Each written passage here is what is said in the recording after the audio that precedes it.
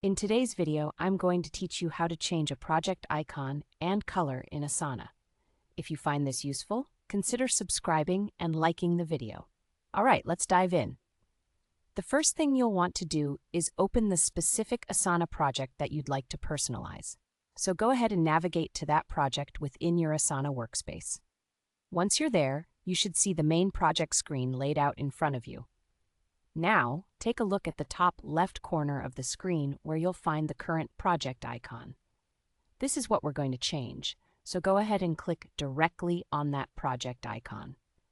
Doing this will bring up a customization and appearance menu, which is your gateway to freshening up the look of your project. In this menu, you'll see a variety of color options available in a palette. Pick a new color that resonates with the theme of your project or helps to categorize it visually. This color change is not just about aesthetics.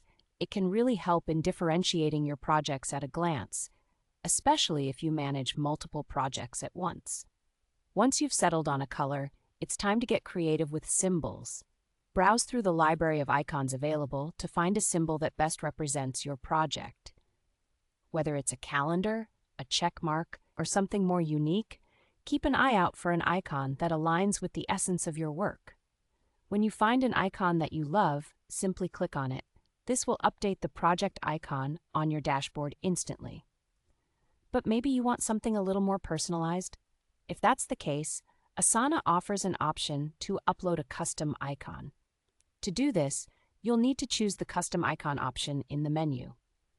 You'll be prompted to select an image file from your computer, so go ahead and find the image you want to use. Once you select it, just follow the prompts to complete the upload process. And just like that, your project now has a tailored branding image that truly reflects your style and message. After you've made these changes, it's a good idea to review your project list to ensure that your new color and icon are clearly visible. Take a moment to glance over your dashboard and see how it all comes together. Make sure everything looks the way you envisioned it. And there you have it.